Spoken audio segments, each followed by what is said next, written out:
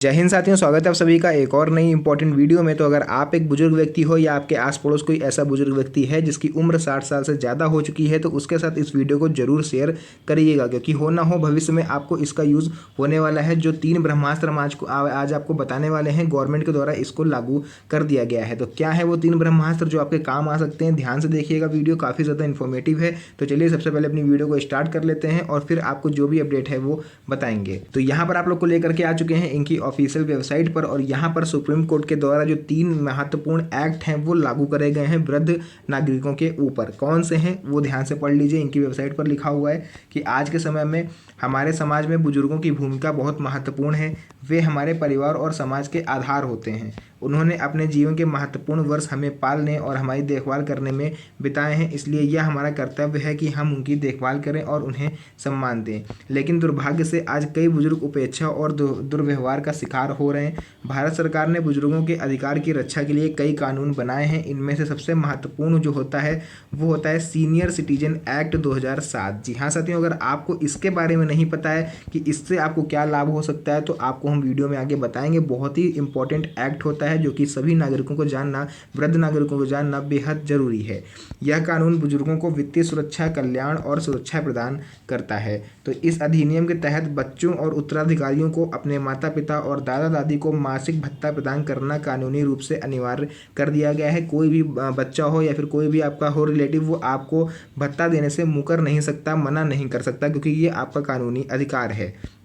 यह कानून बुजुर्गों को उनके जीवन और संपत्ति की सुरक्षा के लिए एक सरल, त्वरित और सस्ता तंत्र भी प्रदान करता है। सीनियर सिटीजन एक्ट 2007 एक महत्वपूर्ण कानून है जो बुजुर्गों के अधिकारों की रक्षा करता है। तो अगर आप अभी तक आपको इस सीनियर सिटीजन एक्ट 2007 के बारे में नहीं पता है, तो वीडियो को ध्यान से देखिएगा एंड इसको जरूर से जानिएगा, क्योंकि हो ना हो भविष्य में आपको इसका भी यूज़ होगा। तो चलिए आगे बढ़ते हैं और आपको बताते हैं कि इससे अब आपको क्या क्या लाभ मिलने वाला है, उसको एक बार समझ लीजिए। यहाँ पर आप लोग को लेकर के आ चुके हैं इसके एक ओवरव्यू पर, जिससे आप लोग को एक आइडिया मिलेगा कि आखिर ये जो एक्ट है, ये जो नियम है, ये कहता क्या है। तो सीनियर सिटीजन एक्ट 2007 की बात करें तो जिसे माता पिता और वरिष्ठ नागरिकों का भरण पोषण और कल्याण अधिनियम 2007 भी कहा जाता है। ठीक है, तो भारत सरकार के द्वारा बनाया गया ये एक कानून है। यह कानून बुजुर्गों को वित्तीय सुरक्षा, कल्याण और सुरक्षा प्रदान करता है। यह अधिनियम माता पिता और वरिष्ठ नागरिकों को भरण पोषण और कल्याण प्रदान करने के लिए प्रभावी प्रावधान करने के लिए बनाया गया है। तो इसे भारत की संसद द्वारा पारित किया गया था 29 दिसंबर 2007 को। जी हाँ साथियों, 29 दिसंबर 2007 को पारित किया गया था, इसीलिए सीनियर सिटीजन एक्ट 2007 इसका नाम है। राष्ट्रपति की स्वीकृति मिली और यह अधिनियम बच्चों और उत्तराधिकारियों के लिए वरिष्ठ नागरिकों और माता पिता को मासिक भत्ते द्वारा भरण पोषण प्रदान करना कानूनी दायित्व बनाता है। यह वृद्ध व्यक्तियों के जीवन और संपत्ति की सुरक्षा के लिए सरल, त्वरित और सस्ती व्यवस्था भी प्रदान करता है। यह सीनियर सिटीजन एक्ट 2007 एक संक्षिप्त अवलोकन है जो कि हम आपको अभी दिखाने वाले हैं। तो बहुत ही इन्फॉर्मेटिव वीडियो है। आप अपने रिलेटिव में जो कोई है आपकी जो एज 60 एज को क्रॉस कर चुका है, तो उसके साथ इस वीडियो को जरूर शेयर कर दीजिए, क्योंकि हो सकता है उसके भी आगे चल के काम आ जाए। तो ये रहा इसका ओवरव्यू, आप लोग देख सकते हो। अधिनियम का नाम क्या है? माता पिता और वरिष्ठ नागरिकों का भरण पोषण और कल्याण अधिनियम 2007, इसको सीनियर सिटीजन एक्ट बोला जाता है। अधिनियम का उद्देश्य है बुजुर्गों को वित्तीय सुरक्षा, कल्याण और सुरक्षा प्रदान करना।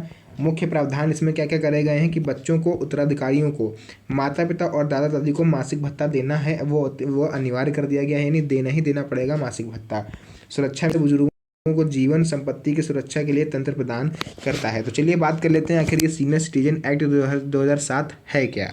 तो चलिए यहाँ पर आप लोग को लेकर के आ चुके हैं इसके सीनियर सिटीजन एक्ट 2007 के मुख्य पृष्ठ पर, और यहाँ पर क्लियर शब्दों में लिखा हुआ है जो कि इसका फ़ायदा होने वाला है उसके बारे में। पहला रहता है बुजुर्गों को वित्तीय सुरक्षा प्रदान करी गई है। बुजुर्गों को कल्याण को बढ़ावा देना, बुजुर्गों को दुर्व्यवहार और उपेक्षा से बचाना जो कि जिनका सामना उन्हें करना पड़ता है।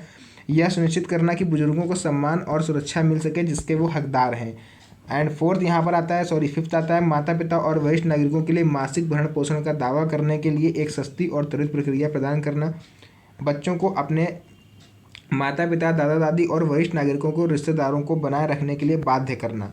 ठीक है, तो ऐसा नहीं कि वो लोग आपको छोड़ के अपना पल्ला झाड़ ले। ठीक है, उनको आपका जो भरण पोषण है वो प्रदान करना ही पड़ेगा। नेक्स्ट यहाँ पर लिखा हुआ है कि वृद्ध व्यक्तियों को जीवन और संपत्ति की रक्षा के लिए प्रावधान करना। जरूरतमंद वरिष्ठ नागरिकों को माता पिता को भरण पोषण प्रदान करने के लिए वृद्धाश्रमों की स्थापना करना। यह अधिनियम इन उद्देश्यों को प्राप्त करने के लिए कई प्रावधान करता है, जैसे कि बच्चों और उत्तराधिकारियों के लिए माता पिता दादा दादी को मासिक भत्ता प्रदान करना अनिवार्य करना और बुजुर्गों के लिए वृद्धाश्रम की स्थापना करना। तो ये कुछ इसके मुख्य उद्देश्य हैं। हम लोग बात करते हैं इसके तहत आपको अधिकार कौन कौन से प्राप्त हैं उसके बारे में। तो पहला आता है भरण पोषण का अधिकार। इस अधिनियम के तहत बुजुर्ग अपने बच्चों और उत्तराधिकारियों से भरण पोषण का दावा करने का अधिकार रखते हैं यदि वे अपना भरण पोषण करने में असमर्थ हैं। भरण पोषण में भोजन, वस्त्र, आवास, चिकित्सा देखभाल और अन्य आवश्यक चीज़ें शामिल होती हैं। बात करें सुरक्षा के अधिकार की, तो इस अधिनियम के तहत बुजुर्ग दुर्व्यवहार, उपेक्षा और परित्याग से सुरक्षा का अधिकार रखते हैं। यदि कोई व्यक्ति किसी बुजुर्ग के साथ दुर्व्यवहार करता है तो उसे जेल या जुर्माना तक हो सकता है। नेक्स्ट हम लोग बात करते हैं संपत्ति का अधिकार। संपत्ति का अधिकार क्या कहता है कि इस अधिनियम के तहत बुजुर्ग अपनी संपत्ति का मालिक होने और उसका प्रबंधन करने का अधिकार रखते हैं। यदि कोई व्यक्ति किसी बुजुर्ग की संपत्ति को हड़पने की कोशिश करता है तो यह कानून द्वारा दंडित किया जाएगा, यानी उस व्यक्ति को कानूनी कार्रवाई का सामना करना पड़ेगा। स्वास्थ्य व देखभाल का अधिकार। इस अधिनियम के तहत बुजुर्ग गुणवत्तापूर्ण स्वास्थ्य देखभाल प्राप्त करने के अधिकार रखते हैं। सरकार बुजुर्गों के लिए स्वास्थ्य शिविरों और अन्य स्वास्थ्य कार्यक्रमों का आयोजन करती है। वृद्धाश्रम में रहने का अधिकार। इस अधिनियम के तहत बुजुर्ग वृद्धाश्रमों में रहने का अधिकार रखते हैं। यदि वे अकेले रहने में असमर्थ हैं तो वृद्धाश्रमों को बुजुर्गों को भोजन, आवास, चिकित्सा देखभाल और अन्य आवश्यक सेवाएं प्रदान करनी होगी। तो ये कुछ मुख्य इसके जो नियम हैं, जो अधिकार हैं, वो आपको जानना जरूरी था, तो वो मैंने आपको बता दिया। हम लोग बात करेंगे सीनियर सिटीजन एक्ट के तहत अगर आपके साथ कोई दुर्व्यवहार करता है तो उसकी आप शिकायत कैसे और कहाँ पर करोगे। तो यदि किसी बुजुर्ग को लगता है कि उसके अधिकारों का उल्लंघन हो रहा है और वह सीनियर सिटीजन एक्ट 2007 के तहत शिकायत दर्ज करा सकता है।